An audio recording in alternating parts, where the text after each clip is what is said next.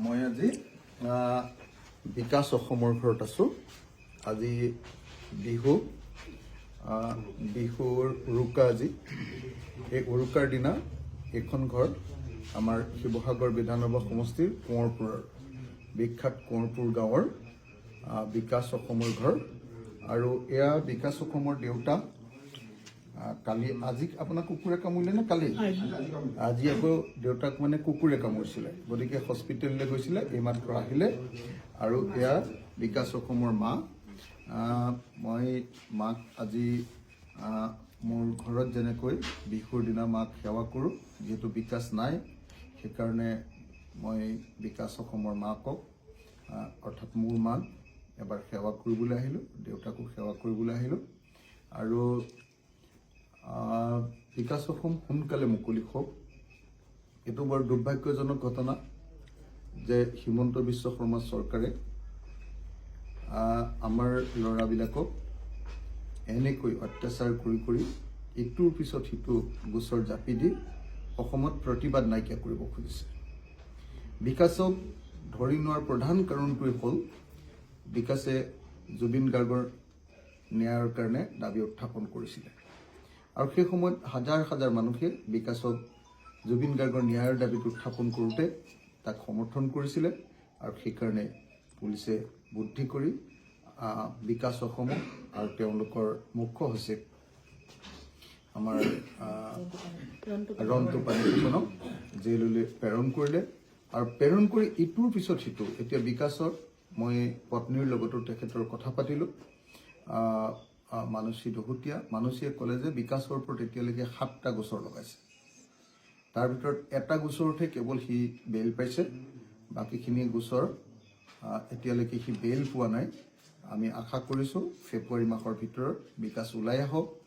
আৰু লগতে আমাৰ ৰন্টু পানিফুকন, সিও মোৰ ভাই, গতিকে ৰন্টু পানিফুকনকো আমি উলিয়াই আনিবলৈ চেষ্টা কৰিব লাগিব। আমি সকলোৱে মিলি সিহঁতক উলিয়াই আনিম। সিহঁতি দেশৰ কাৰণে, দহৰ কাৰণে, মানুহৰ কাৰণে, জুবিনদাৰ কাৰণে মাত মাতি এনেকৈ জেললৈ গৈছে। মই অতি সোনকালে বিকাশ অসমক জেলৰ পৰা উলিয়াই দিবলৈ অসমৰ মুখ্যমন্ত্ৰীৰ ওচৰত দাবী জনাইছোঁ, অসমৰ গৃহমন্ত্ৰীৰ ওচৰত দাবী জনাইছোঁ। আৰু আজি অসমীয়াৰ বিহুৰ দিনটোত, উৰুকাৰ দিনটোত, ভোগালীৰ উৰুকাৰ দিনটোত মই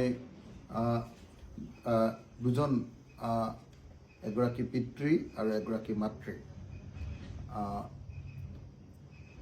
যাৰ সন্তানে এতিয়া জেলত আছে আৰু জুবিনদাৰ কাৰণে মাত মাতি জেলত আছে, সেই পৰিয়ালটিৰ পিতৃ মাতৃৰ ওচৰত আহি সেৱা লৈছোঁ, তেখেতসকলৰ লগত আছোঁ। আৰু আশা কৰোঁ যে অসমৰ সকলো মানুহে আমাৰ বিকাশ অসমৰ মুক্তিৰ কাৰণে আৰু ৰন্টু পানিফুকনৰ মুক্তিৰ কাৰণে অতি সোনকালে জেলৰ পৰা ৰিলিজ কৰি দিবৰ কাৰণে আমি সকলোৱে দাবী জনাম।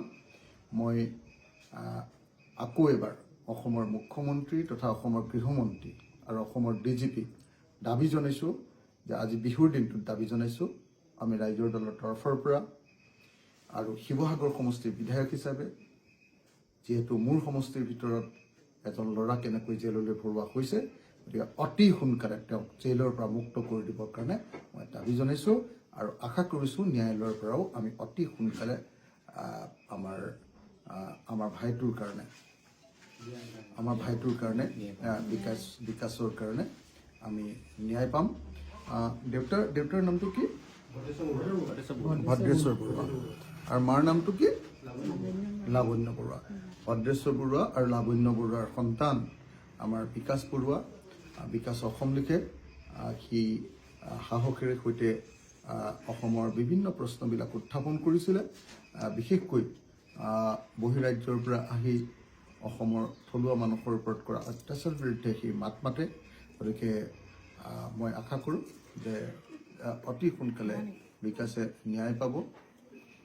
আমি বিকাশক ন্যায় দিব লাগিব। অসমীয়া মানুহে বিকাশক আমি জেলৰ পৰা উলিয়াই আনিব লাগিব আৰু বিকাশৰ কাৰণে সকলোৱে মাত মাতিব লাগিব। জুবিনদাৰ ন্যায় কাৰণে মাত মতাৰ কাৰণে আজি বিকাশ এনেকৈ জেলত আছে।